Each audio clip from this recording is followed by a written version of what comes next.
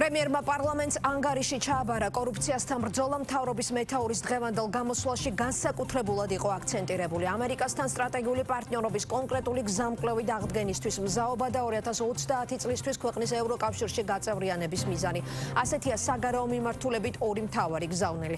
იქვე ხაზი გაესვა ჩინეთთან პოლიტიკური და ეკონომიკური კავშირების გაძლიერების აუცილებლობას.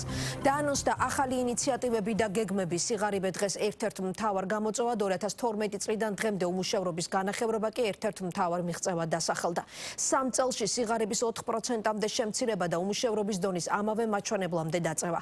ასეთია გეგმა, რომელიც 2028 წლამდე 200,000 სამუშაო ადგილის შექმნას და საშუალო ხელფასის 3,500 ლარამდე გაზრდას გულისხმობს. ანგარიშმა ყველა სფერო მოიცვა. განსაკუთრებული აქცენტი ეკონომიკური ზრდის სტიმულირების პროექტებზე და ინვესტიციების მოზიდვაზე გაკეთდა. 6 საათიანი მოსმენა და ანგარიშის მთავარი მიმართულებები თეონა მანაგაძეს ვრთავთ ახლა პარლამენტიდან პირდაპირ ეთერში. თეონა, როგორ ჩაიარა მოსმენა? ირაკლი კობახიძეს ჰქონდა პოლიტიკური გზავნილები და მკაცრი გაფრთხილება. პოლიტიკურ ჭრილში პრემიერ-მინისტრმა თქვა, რომ დღეს საქართველოში სხვა რეალობა არის და არავის გაუვა არც ძალადობა და არც თავნებობა. რაც შეეხება უკვე გაფრთხილების ნაწილს, ამ თვალსაზრისით აქცენტი გააკეთა ირაკლი კობახიძემ კორუფციასთან ბრძოლაზე, თქვა, რომ კორუფციის წინააღმდეგ აქტიური იქნება ბრძოლა და ვინც დააშავებს, მკაცრად ააგებს პასუხს. როგორ მიმდინარეობდა პარლამენტში 6 საათის განმავლობაში პრემიერ-მინისტრის მოსმენა და ვის რა პოზიციები ქონდა, ასევე როგორი იყო ირაკლი კობახიძის გზავნილები და აქცენტები, ამას ჩვენი სიუჟეტიდან გაიგებთ. ჩვენ გვაქვს ორი მთავარი ოცნება, ორი მთავარი ქართული ოცნება. ეს არის ჩვენს ქვეყანაში სიღარიბის საბოლოო დაძლევა და მეორე ეს არის ტერიტორიული მთლიანობის აღდგენა. პრემიერ-მინისტრმა ქვეყნის ნომერ პირველ გამოწვევად ოკუპაცია დაასახელა, პრიორიტეტად სიღარიბის დაძლევა. ირაკლი კობახიძემ პარლამენტში მისი წლიური მოხსენება ეკონომიკაზე საუბრით დაიწყო და პოლიტიკით დაასრულა. თქვა, რომ გასულ წელს სახელმწიფოზე თავდასხმა განხორციელდა, მიზანი ხელისუფლების ძალადობრივი გზით შეცვლა იყო. კობახიძემ აღნიშნა, რომ გარეთ დაკვეთით დაწერილი სცენარი ვერ შესრულდა. ვიღაცამ ჩათვალა, რომ უცხოელს შეეძლო გარედან დაეწერა ჩვენთვის კანონები. ჩათვალეს, რომ ვიღაცას შეიძლებოდა არ ეღიარებინა საპარლამენტო არჩევნების შედეგები, პარლამენტი არ შემოსულიყო ქვეყნის საკანონმდებლო ორგანოში და ამის საფუძველზე ჩვენ უნდა დაგვეწყო მოლაპარაკებები და ხელი უნდა მოგვეწერა თავსმოხეულ ანტიკონსტიტუციურ შეთანხმებას. ვიღაცებმა, არასწორმა ადამიანებმა, უცხოელებმა, ქართველებმა მიიჩნიეს, რომ გარერყევების საფუძველზე ქვეყანა სახელმწიფო იყო დასუსტებული და სახელმწიფოს შეიძლებოდა დაპირისპირებოდნენ. ჩვენ დღეს გვაქვს სრულიად ახალი რეალობა. ჩვენ არავითარ შემთხვევაში არ დაუშვებთ თვითნებობას და ძალადობას ქართული სახელმწიფოს წინააღმდეგ, არც ქვეყნის გარედან და არც ქვეყნის შიგნიდან.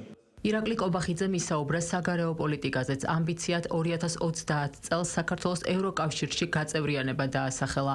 თქვა, რომ საქართველოს ევროკავშირს შორის ურთიერთობებში ახლა გამოწვევებია, თუმცა ურთიერთობების გადახედვისთვის მზად არის. პრემიერ-მინისტრი ურთიერთობების გადატვირთვას ელოდება შეერთებულ შტატებთანაც. კობახიძემ თქვა, რომ ამერიკასა და საქართველოს შორის გზამკვლევი უნდა არსებობდეს, რომელიც ორივე ქვეყანას სარგებელს მოუტანს. ჩვენ მზად ვართ აღვადგინოთ სტრატეგიული პარტნიორობა ამერიკის შეერთებულ შტატებთან და მზად ვართ უფრო მეტიც გავაკეთოთ ეს კონკრეტული გზამკვლევით, სადაც ასახული იქნება სარგებელი ორივე ქვეყნისთვის. ველოდებით შემოხვედრ ნაბიჯებს, ჩვენ გვაქვს გაცხადებული მიზანი 2030 წელს გავხდეთ ევროკავშირის სრულფასოვანი წევრი ქვეყანა. ამისათვის ქვეყანა იქნება თავიდან ბოლომდე მზად 2030 წლისთვის, თუ იქნება სამართლიანი და ჯანსაღი მიდგომა, ამ შემთხვევაში, რა თქმა უნდა, ევროინტეგრაციას ვერაფერი დაუდგება წინ. ჩვენი ამოცანა პოლიტიკური და სავაჭრო ეკონომიკური კავშირების მაქსიმალურად გაღრმავება ჩინეთთან. მთავრობის ხელმძღვანელმა გამოსვლისას ყველაზე მეტი დრო ქვეყნის ეკონომიკაზე საუბარს დაუთმო. საკვანძო საკითხად ეკონომიკური ზრდა დაასახელა, მთავარ გამოწვევად სიღარიბე. პრობლემად უმუშევრობა. კობახიძემ აღნიშნა, რომ ეკონომიკური ზრდა გადაჭარბებით შესრულდება. სიღარიბე და უმუშევრობა კი 4%-მდე შემცირდება. 2024 წელს ეკონომიკურმა ზრდამ შეადგინა 9,4%. ასევე 2025 წელსაც იანვარ-აპრილის განმავლობაში გვაქვს უკვე პირველი 4 თვის მონაცემები. ეკონომიკურმა ზრდამ შეადგინა 8,8%. პირველ ადგილზე ვართ ევროპაში და ფართო რეგიონში. გასული 4 წლის განმავლობაში ეკონომიკური ზრდის თვალსაზრისით ისტორიულ მინიმუმზეა უმუშევრობა ჩვენს ქვეყანაში. დასაქმებულთა რაოდენობა პირველად დამოუკიდებლობის აღდგენის შემდეგ გადააჭარბა 1,400,000 ადამიანს. ჩვენი მიზანია მაქსიმუმ 4%-მდე შემცირდეს უმუშევრობის დონე ჩვენს ქვეყანაში. ამისათვის გვინდა რომ შევქმნათ 200,000 სამუშაო ადგილი. ჯერ კიდევ მაღალია სიღარიბის მაჩვენებელი და ჩვენი ერთ-ერთი უმთავრესი ამოცანა ის რომ ეკონომიკის ზრდასთან ერთად მაქსიმალურად შევაცილოთ სიღარიბის დონე. პრემიერ-მინისტრმა გამოსვლისას აქცენტი გააკეთა კორუფციასთან ბრძოლაზეც. თქვა, რომ ხელისუფლების ამბიციაა კორუფციის სიმცირის მიმართულებით საქართველოს მსოფლიოს 3 ქვეყანას შორის იყოს. უსწრებს ევროკავშირის შიდრა ქვეყანას კორუფციის სიმცირის თვალსაზრისით, თუმცა რა თქმა უნდა, ჩვენ არ შეიძლება ამით აკმაყოფილდეთ, ჩვენ გვაქვს ამბიციური მიზანი, შევიდეთ მსოფლიოს სამეულში კორუფციის სიმცირის თვალსაზრისით.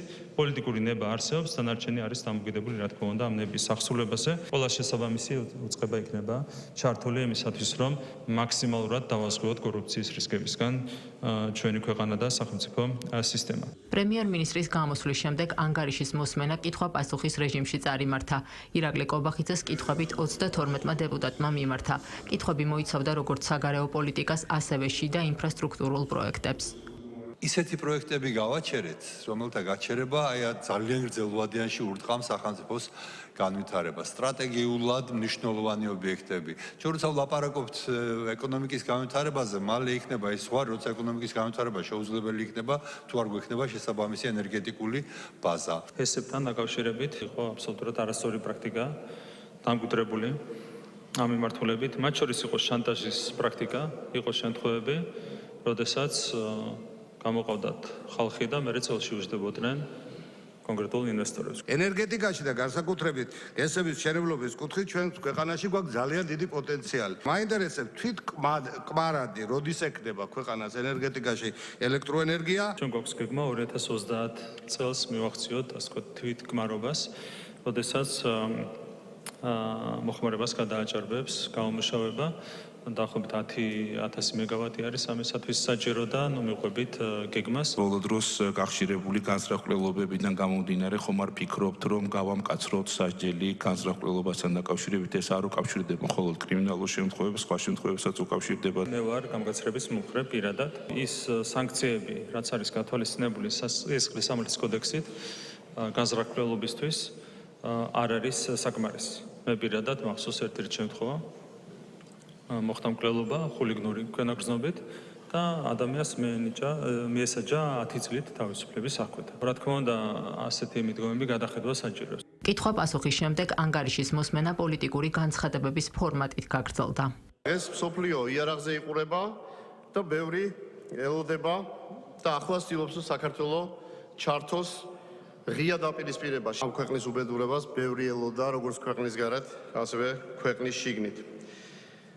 რომ მორჩილად ექციათ საქართველოს ცალფეხზე დაეყენებინა და ნებისმიერი დაკვეთა გარედან დამისამართებული შიგნით შემსრულებებს უკვე ყოველგვარი წინააღმდეგობის გარეშე შეესრულებიან და საბედნიეროდ ჩვენ ეს ავიცილეთ. დღეს საქართველოს გახდა ერთ-ერთი ლიდერი ქვეყანა მსოფლიოში დამოუკიდებლობის ხარისხით დემოკრატიის პირობებში. ჩვენ წარმოვადგენთ ქართულ ხალხს, მხოლოდ და მხოლოდ ქართულ ხალხს და არც ერთი ჩვენგანი არავის სხვას.